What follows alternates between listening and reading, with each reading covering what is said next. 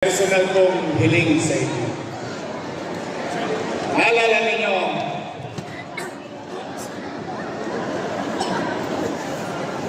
may isa tayong leader, ginawa natin konsihal.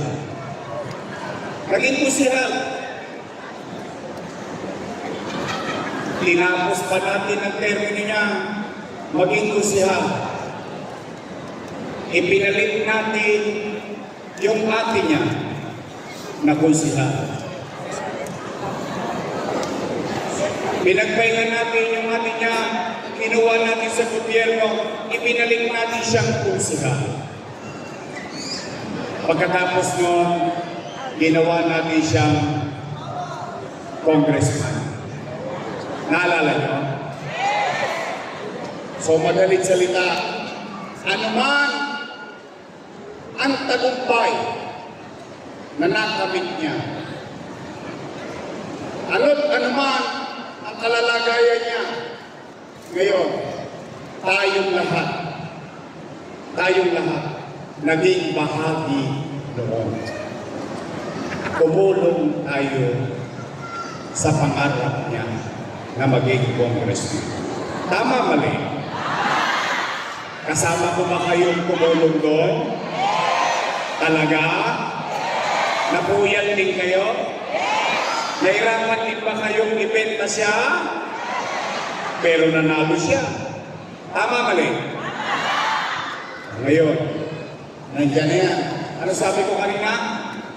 We move on. Kung kaya nyo at nagawa nating lahat para sa Kanya, pwede ba akong pakiusap? Pagpahinay na natin yun.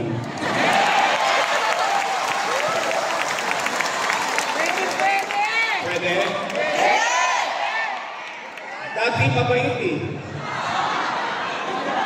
Ano naman? Hindi naman ako nagsisinungaling. Dati mabait.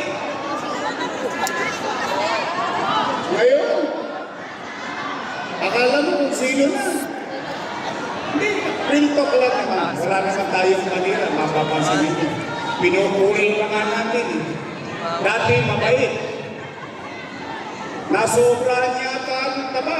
Umabot ang ganding eh. Pwede pagpahingay na natin yun. Promise? Talaga? At least, ito, i-endorse ko, laging nasa kalsada. Matatagpuan. At higit sa lahat, magaling mag-concert. Okay, basta tayo, nakatulong tayo dun sa isa. Hindi naman pwedeng ituloy yun. O ngayon, ang tulong naman nating lahat, pwede bang makisuyo?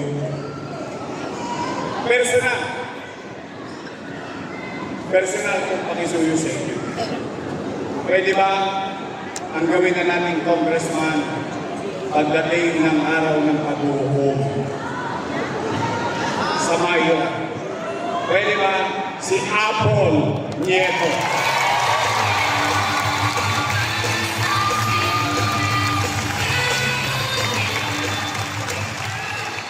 Total, nagawa niyo sa kanya. Pwede ba natin gawin kay Apple? Promise? Talaga? Wala nang pinakamasayang araw ko pag pinagmakasyon nyo yung isa.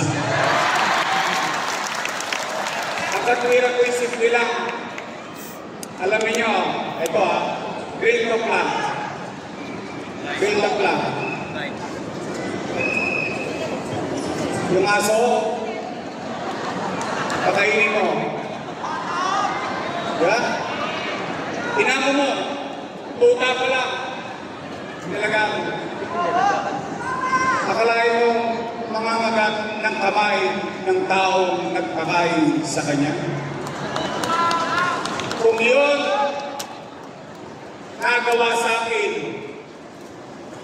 sino kayo? Paano pa kayo? Ako real talk lang. Kaya yan, sa akin, personal ko yan kahilingan sa inyo. Gusto ko makilala ang mga congressman. Gusto ko sumikat sila. Gusto ko umangat sila, pero ayoko maging mayabang sila. Ayoko maging mapangati. Tama na yung ikaw ay matigas kasi pinaglalaban mo yung tao. Pero pinaglalaban lang nila orbetyo. Kaya pag nagkabigaya na ng akak, tanggapin nyo. Pag nagbigay na ng AX, tanggapin nyo. Pag may tumat, tumarin nyo. Sayang din to. Ha? Promise? O, pag nakakuha nyo na, yung provecho, o share nyo sa kamag-anak ninyo. Sabihin nyo galing kay Apple Nieto.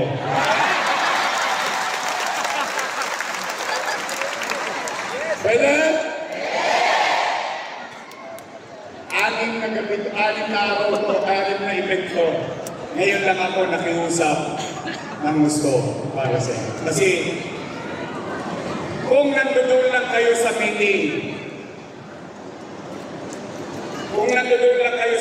ngayon,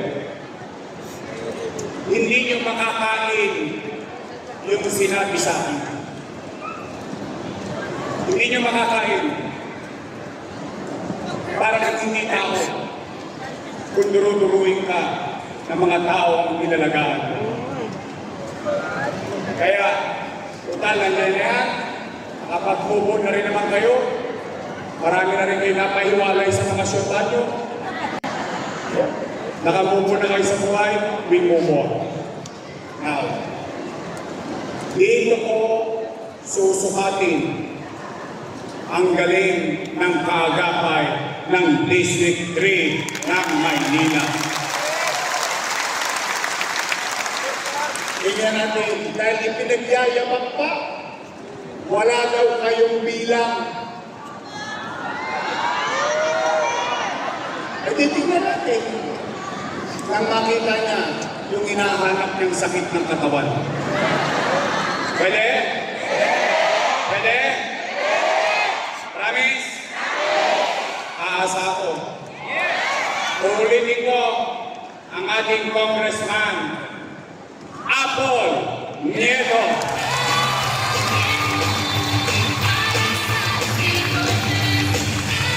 O, itong vice mayor ko. Nako, may asin pa. Siya ay graduate ng Lasal. Opo, political science. So she knows the job, being in government. Tatay niya, vice mayor, presiding officer for 6 years. Alam niya ang maging presiding officer na Sangguniang Panlungsod ng Maynila. Siya, graduate ng Lasal. Ako, dahil ko siya. Ako, graduate ng Ateneo.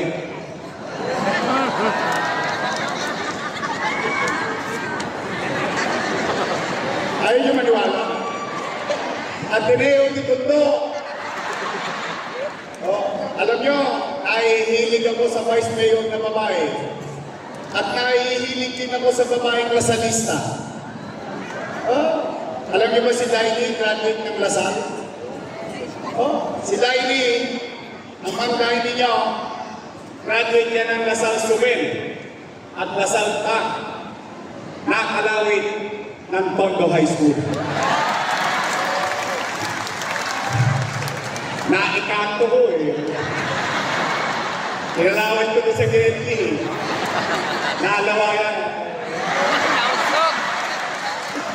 Nausog. Patro, iba. Ang aking vice mayor, G. Alcasa!